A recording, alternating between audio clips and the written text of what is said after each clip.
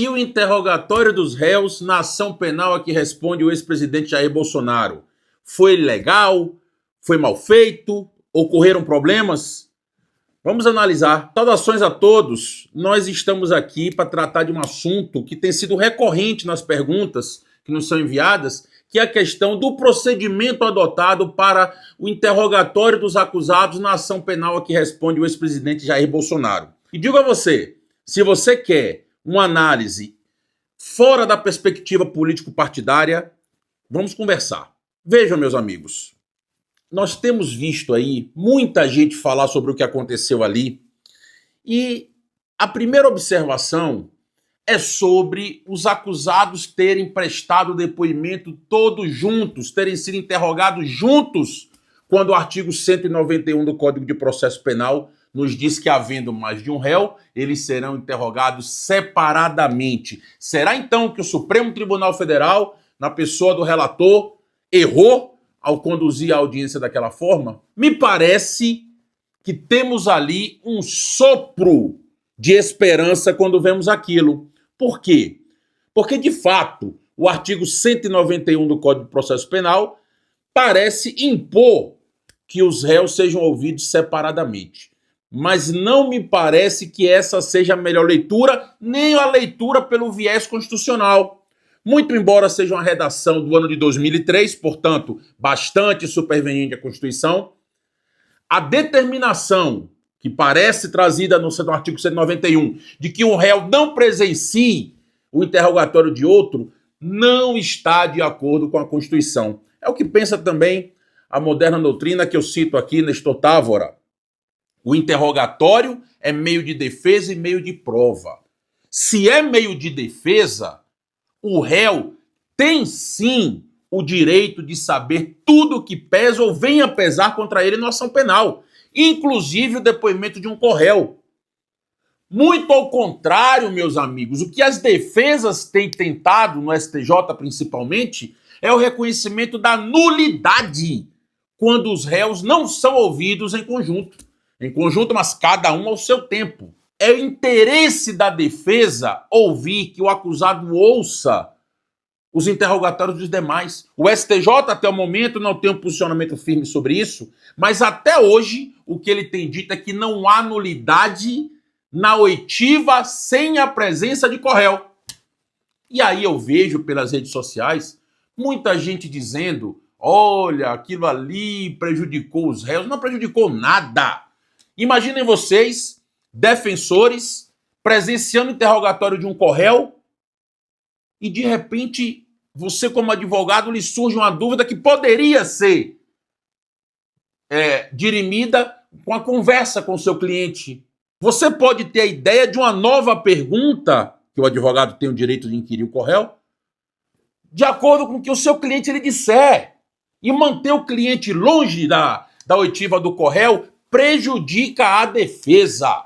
Portanto, vamos parar com essa história de que prejudicou a defesa o fato de estarem todos ali. Muito pelo contrário, favoreceu e muito. Me parece que a dicção do artigo 191 do Código de Processo Penal tem que ser entendida como o interrogatório sendo individualizado, para que ninguém tenha ideia de colocar todo mundo junto, fazer a mesma pergunta para todo mundo responder.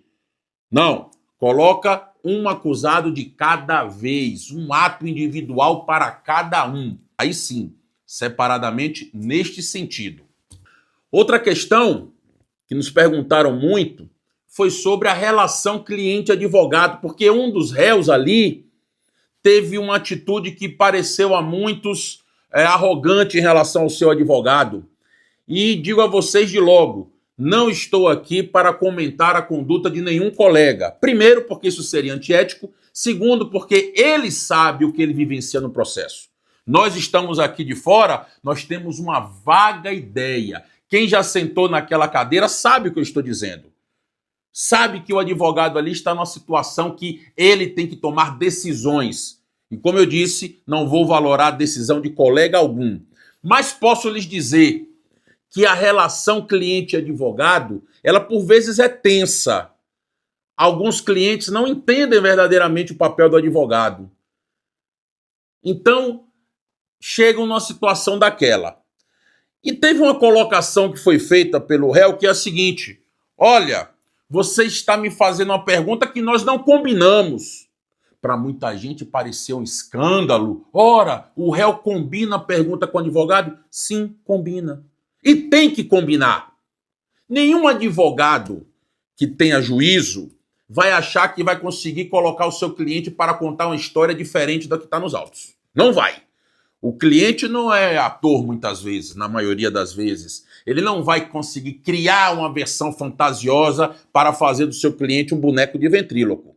Mas é papel do advogado cientificar o seu cliente de tudo que lhe pode ser perguntado e, principalmente, deixar claro para ele qual é a linha argumentativa para a defesa, para que ele saiba o que é importante ser dito, para que ele saiba o que é importante ser destacado.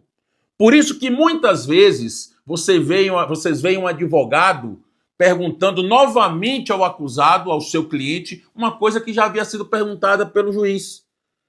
É normal, porque o advogado entende que aquele ponto deve ser destacado, até de uma forma diferente da qual foi.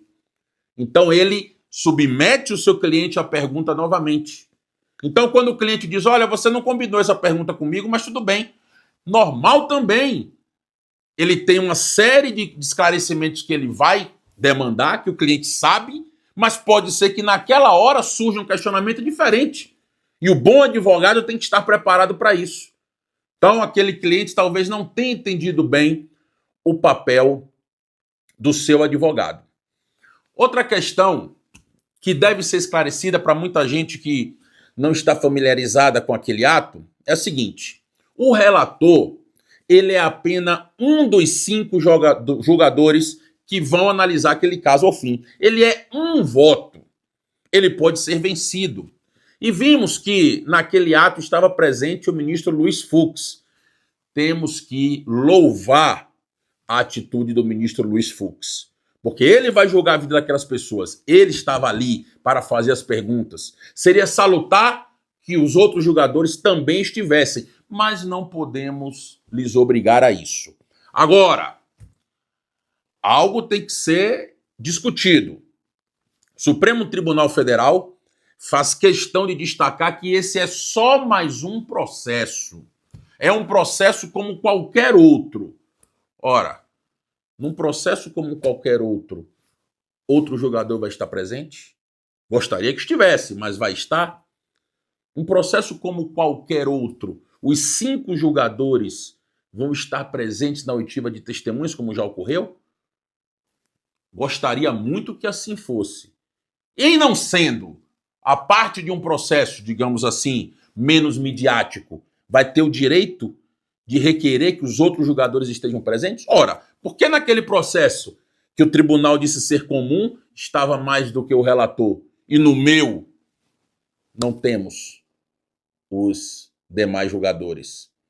São questionamentos que o Supremo Tribunal Federal vai ter que responder logo, logo. Aliás, como tantos outros que estão surgindo no curso desse processo e que lá na frente vamos ser confrontados. Vale o mesmo agora ou não vale o mesmo agora? Também nos perguntaram se todo interrogatório é daquele jeito, se às vezes descontraído, às vezes tenso.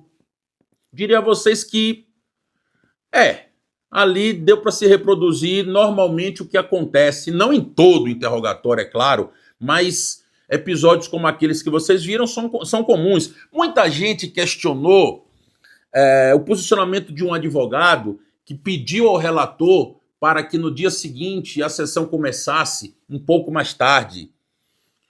Não há problema algum. Naquele ambiente, são profissionais. Não existe uma hierarquia, o ministro do Supremo e o advogado. Não. O advogado faz o papel dele e o juiz faz o seu papel. Se o advogado entendeu por qualquer motivo que seria mais interessante que a sessão começasse mais tarde, ele tem sim todo o direito de fazer esse requerimento e o juiz tem o direito de negar se assim entender por bem. Então não há problema algum. Posso dizer a vocês que talvez no calor dos acontecimentos ali, os advogados até esqueçam que tem milhões de pessoas assistindo aquilo ali. Não é comum que isso aconteça, então provavelmente aquele colega se portou como se portaria diante de outro juízo, que é o correto. Só que com o advento das redes sociais, com essa publicização sem limites, qualquer coisa que se faça, talvez a gravata de um jeito, a camisa do outro, tudo que se faça ali ganha uma dimensão absurda. Mas não há problema algum, a forma como o juiz respondeu aquele questionamento dele também pode acontecer Brasil afora, em muitos lugares, não tem nada de errado, nada de estranho. E muita gente também estranhou, porque talvez tenha sido a primeira vez que viu o ministro Alexandre de Moraes, por tanto tempo, falando ali, naquele quase que monólogo, né? E muita gente se surpreendeu. Olha, ele dá risada.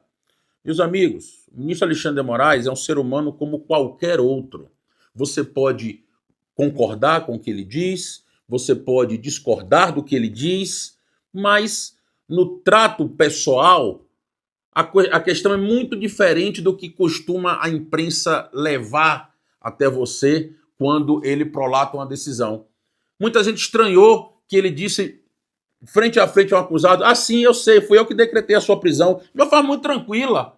Mas não existe ou não deve existir ali antipatia, inimizade. Cada um cumpre o seu papel, como eu já disse. Então, aquilo ali é o por trás das câmeras que naquele momento vocês viram à frente das câmeras. A imprensa, ela costuma colocar a foto de alguém fazendo uma careta, muito sisudo, quando coloca uma decisão mais drástica, como se fosse uma coisa assim, um ser humano diferente. Não é. Aquilo ali é o que você vai ver no dia a dia se você começar a trabalhar no Supremo Tribunal Federal, começar a trabalhar no Superior Tribunal de Justiça, você vai desmistificar muitas coisas. Até lá, nós vamos te ajudando por aqui. Então, diante do que eu tenho recebido de demanda, era isso que eu queria trazer para vocês. Se você gostou do conteúdo, comente. Se você gostou do conteúdo, compartilhe. E vamos continuar tendo essa conversa aqui salutar. Quem sabe consigamos um ambiente em que a disputa político-partidária ceda a melhor técnica do direito e possamos falar de justiça em vez de política dentro dos tribunais. Grande abraço a todos.